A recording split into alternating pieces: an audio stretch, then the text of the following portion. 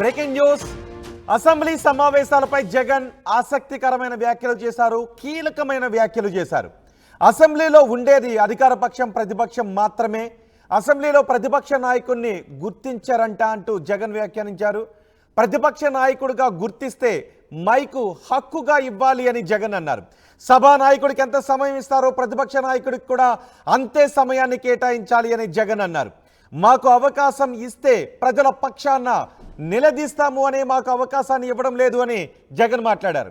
సభలో ఇక మాట్లాడలేకపోయినా assembly జరిగినప్పుడల్లా press meet పెడతాను అని జగన్ అన్నారు. జగన్ వ్యాఖ్యలపై వైసీపీ నేతల్లో ఆసక్తికరమైన చర్చ జరుగుతోంది. ఇకపై అసెంబ్లీ సమావేశాలకు దూరంగా ఉంటారు అనే చర్చ జరుగుతోంది. జగన్ మాట్లాడిన మాటలను ఈ విధంగానే అర్థం చేసుకోవాలి. అసెంబ్లీలో మాట్లాడకపోయినా అసెంబ్లీ సమావేశాలు ఉన్న ప్రతిసారి ప్రెస్ మీట్ మాత్రం పెడతాను అని జగన్ అన్నారు. అంటే బహుశా జగన్ అసెంబ్లీ సమావేశాలకు రాను అని చెప్పారా, లేక అసెంబ్లీ సమావేశాల్లో మైకు ఎవ్వరూ వచ్చి కూర్చొని వెళ్ళిపోవాలి అని భావించి వ్యాఖ్యలు చేశారనే విషయంపై ఆసక్తికరమైన చర్చ జరుగుతుంది. ప్రతిపక్ష నాయకుడిగా మాకు సమయాన్ని ఇవ్వాలి, సభానాయకుడికి ఎంత సమయం ఇస్తారో ప్రతిపక్ష నాయకుడికి అంతే సమయం ఇవ్వాలి.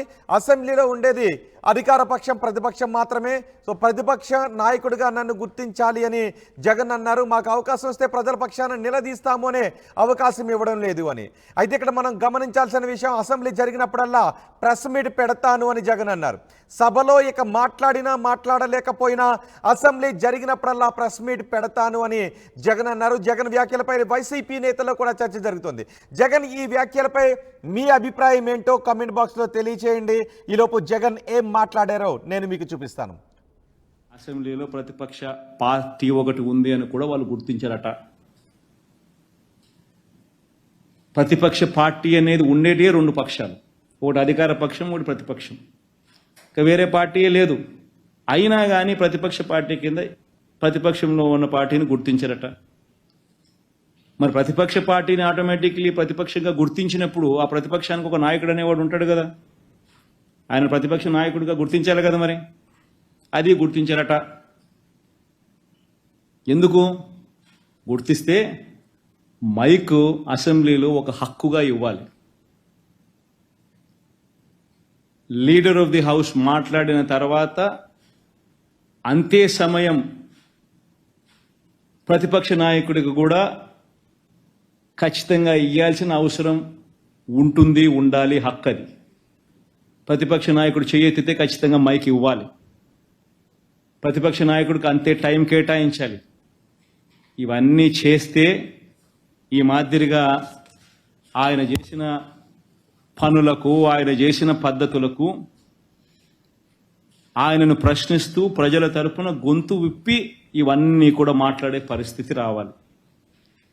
ఇవన్నీ ఎవరు మాట్లాడకూడదు, ఇవన్నీ ఎవరు అడగకూడదు, ఎవరు రోడ్డు మీదకి రాకూడదు, ఎవరు అసెంబ్లీలో క్వశ్చన్ చేయకూడదు, మేము ఏం చేసినా కానీ ఎవరు మాట్లాడకూడదు అని దుర్మార్గమైన ఆలోచనతో చంద్రబాబు నాయుడు ఇవన్నీ చేస్తూ ఉన్నాడు. కాబట్టి ఇక అసెంబ్లీలో గొంతు విప్పలేకపోయినా అసెంబ్లీలో జరిగేటప్పుడు మాత్రం ఇదే మాదిరిగా ప్రజల తరపున మీడియాను ఉపయోగించుకుంటూ, మీడియాలో కూడా బహుశా ఈనాడు, ఆంధ్రజ్యోతి, TV5 లాంటి దుర్మార్గులు, చంద్రబాబు నాయుడు లాంటి కొవ్వొట్స్, చంద్రబాబు నాయుడు గారిని మోసే వ్యక్తులు అనుకూలంగా ఎలాగూ రాయరు, ఉండరు. కాబట్టి న్యూట్రల్గా ఉండే మిగతా పత్రికా యాజమాన్యాలు, మిగతా పత్రికలు, నిజాన్ని నిజంగా చెప్పగలిగిన పత్రికా యాజమాన్యాలను,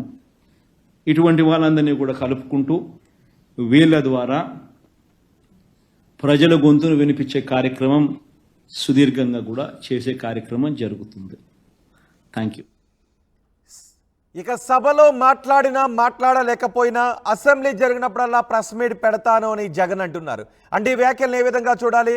జగన్ ఇక అసెంబ్లీకి రాను అని చెప్పినట్టుగానే అర్థం చేసుకోవాలా అంటూ వైసీపీలో కూడా చర్చ జరుగుతోంది. జగన్ చేసిన ఈ వ్యాఖ్యలపై మీ అభిప్రాయం ఏంటి? ఆంధ్రప్రదేశ్ ప్రజలుగా మీ అభిప్రాయాన్ని కమెంట్ బాక్స్లో తెలియచేయండి. బహుశా ఆంధ్రప్రదేశ్కి ఒక సెంటిమెంట్గా కూడా వస్తున్నట్టుగా అనిపిస్తుంది. 2014లోనూ ప్రతిపక్ష నాయకుడు అసెంబ్లీలో ఉండలేదు. 2019లో కూడా చంద్రబాబు అసెంబ్లీలో శపథం చేసి బయటకు వెళ్ళిపోయారు. మళ్ళీ ఇప్పుడు 2024లో కూడా జగన్ అసెంబ్లీకి నేను రాను అనే సంకేతాలను ఇస్తూ ఉన్నారు. సో జగన్ చేసిన ఈ వ్యాఖ్యలపై మీ అభిప్రాయం ఏంటో మీ అభిప్రాయం కామెంట్ బాక్స్లో తెలియజేయండి. నేను మా ప్రతినిధి రాజేష్తో మాట్లాడతాను. రాజేష్, జగన్ వ్యాఖ్యలను ఏ విధంగా అర్థం చేసుకోవాలి? జగన్ ఇక అసెంబ్లీ సమావేశాలకు రాను అని చెప్పినట్టేనా? ఖచ్చితంగా ప్రెస్ మీట్లో మాట్లాడిన మాటలు చూస్తే కనుక ఇక భవిష్యత్తులో జగన్ అంటే 5 ఏళ్ల పాటు అసెంబ్లీకి వచ్చే అవకాశాలు లేనట్లని చెప్పాలి. చాలా స్పష్టంగా ఆయన చెప్పారు. ప్రతిపక్ష నాయుడు హోదా ఇవ్వడానికి అధికార పార్టీ భయపడుతుంది. అధికార పార్టీ భయపడి ప్రతిపక్ష నేత హోదా ఇవ్వట్లేదు. ఎందుకంటే ప్రతిపక్ష నాయుడుకు హోదా ఇస్తే కనుక ఆ అసెంబ్లీ రూల్స్ ప్రకారం, బిజినెస్ రూల్స్ ప్రకారం సమయం ఎక్కువ ఇవ్వాల్సి ఉంటుంది. అడిగినప్పుడల్లా మైక్ ఇవ్వాల్సి ఉంటుంది. కాబట్టి ఎక్కడ మైక్ ఇస్తే, ఎక్కడ తాను మాట్లాడితే నిజాలు బయటకు వస్తాయి, ప్రజల తరపున ప్రశ్నిస్తాననే భయంతోనే ప్రతిపక్ష నాయకుడు హోదా ఇవ్వట్లేదని జగన్ మాట్లాడుతున్నారు. కాబట్టి అసెంబ్లీ వేదిక కాకుండా బయటే ప్రజల గొంతుగా మాట్లాడతానంటూ ఆయన చెప్పారు. అంతేకాదు ప్రతి అసెంబ్లీ సెషన్స్లో ఒక ప్రెస్ మీట్ పెట్టి వాస్తవాలను ప్రజలకు వివరిస్తానంటూ జగన్ చెబుతూ ఉన్నారు.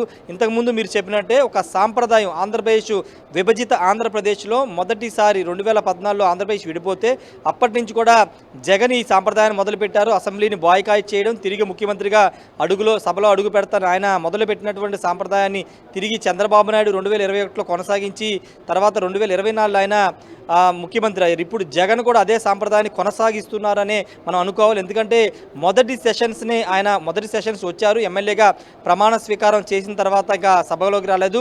రెండో సెషన్స్లో మొదటి రోజు వచ్చి గవర్నర్ ప్రసంగాన్ని వ్యతిరేకిస్తూ వాళ్ళంతా సభను వాకౌట్ చేసిన నేపథ్యంలో ఇప్పుడు సభకు రామంటూ వాళ్ళు చెబుతున్న నేపథ్యంలో ఇంకా పూర్తి స్థాయిలో సభకి దూరమయ్యే అవకాశం కనబడుతుంది.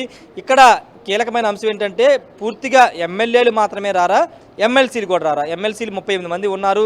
మండలిలో చాలా కీలకమైన సభ్యులు వాళ్ళు బిల్లులు పాస్ విషయంలో కానీ లేకపోతే ప్రభుత్వానికి సంబంధించినటువంటి ఏదైనా చట్టాలు చేయాలన్నా కీలకంగా మండలి ఉంటుంది. కాబట్టి మండలిలో 38 మంది ఉన్నటువంటి ఎమ్మెల్సీని కూడా జగన్ ఉపయోగించుకోకుండా అసెంబ్లీ సమావేశాన్ని బాయ్కాట్ చేస్తారా, లేకపోతే ఓన్లీ ఎమ్మెల్యేలు మాత్రం రాకోకుండా ఎమ్మెల్సీని పంపిస్తారా అనే దానిపైన ఒక స్పష్టత రావాల్సి ఉన్నప్పటికీ ఎమ్మెల్యేలుగా ఉన్నటువంటి జగన్తో సహా మిగతా 10 మంది ఎమ్మెల్యేలు వచ్చే అవకాశం లేదని జగన్ మాటల ద్వారా అర్థమవుతుంది. కాబట్టి ఆయన అసెంబ్లీకి వచ్చే అవకాశం లేదు. ఆయన ఆల్రెడీ హైకోర్టుకు వెళ్ళారు. ప్రతిపక్ష నాయకుడు హోదా ఇవ్వాలని హైకోర్టు ఆదేశాలు ఇవ్వాలంటే ఆయన హైకోర్టుకు వెళ్ళారు. కాబట్టి హైకోర్టులో విచారణ జరిగింది. మంగళవారానికి వాయిదా వేసిన నేపథ్యంలో ఒకవేళ హైకోర్టు ఏదైనా డైరెక్షన్ ఇస్తే కనుక ప్రతిపక్ష నాయకుడు హోదా గురించి అప్పుడు ఆయన ఏమన్నా నిర్ణయాన్ని మార్చుకుని అసెంబ్లీకి వస్తారా లేదా అనేది చూడాల్సిన అవసరం ఉంది. ప్రస్తుతానికైతే అసెంబ్లీకి రానని ఇండైరెక్ట్గా చెప్పేశారు. ఒకవేళ వస్తే ఏదన్నా కీలకమైన అంశాలను వచ్చి చంద్రబాబు చేసిన శపథంలాగా ఆయన కూడా వచ్చి అసెంబ్లీ సమావేశాలకు వచ్చి అదే మాట మళ్ళీ ముఖ్యమంత్రిగా అసెంబ్లీలో అడుగు పెడతానని ఏమైనా శపథం చేసి వెళ్ళిపోతారా లేదా అనేది చూడాల్సి ఉంది. ప్రస్తుతానికైతే అసెంబ్లీ సమావేశాన్ని బాయ్కాట్ చేశాం. అందరు ఎమ్మెల్యేలకి ఏదైనా ఒక సంకేతం వచ్చిందా? జగన్ మాత్రమే రారా, మిగిలిన ఎమ్మెల్యేలు ఎవరు కూడా రారా?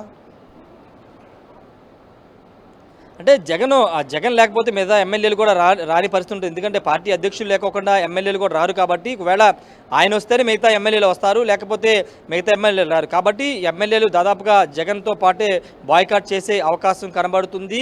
అయితే వాళ్ళ కొంతమంది కొత్త ఎమ్మెల్యేలు ఉన్నారు. మరి వాళ్ళ పరిస్థితి ఏంటో మరి ఇంకా క్లారిటీ రాలేదు. ఇంతకుముందు మాట్లాడినట్టే సభకు పంపించినప్పటికీ మండలికి మాత్రం ఏమన్నా ఎమ్మెల్సీని జగన్ పంపిస్తారా లేదా అనేది చూడాల్సిన అవసరం అయితే కనబడుతుంది. దానిపైన ఇంకా పార్టీ క్లారిటీ ఇవ్వలేదు. కాబట్టి రాబోయే సెషన్స్ అంటే సెప్టెంబర్, అక్టోబర్లో పూర్తి స్థాయిలో బడ్జెట్ సెషన్స్ పెడతామని రాష్ట్ర ప్రభుత్వం చెబుతుంది. కాబట్టి ఆ సెషన్స్కి ఏమన్నా జగన్ ఎమ్మెల్యేలు హాజరవుతారా లేదా ఎమ్మెల్సీని పంపిస్తారని ఒక స్పష్టత వచ్చే అవకాశం అయితే ఉంది.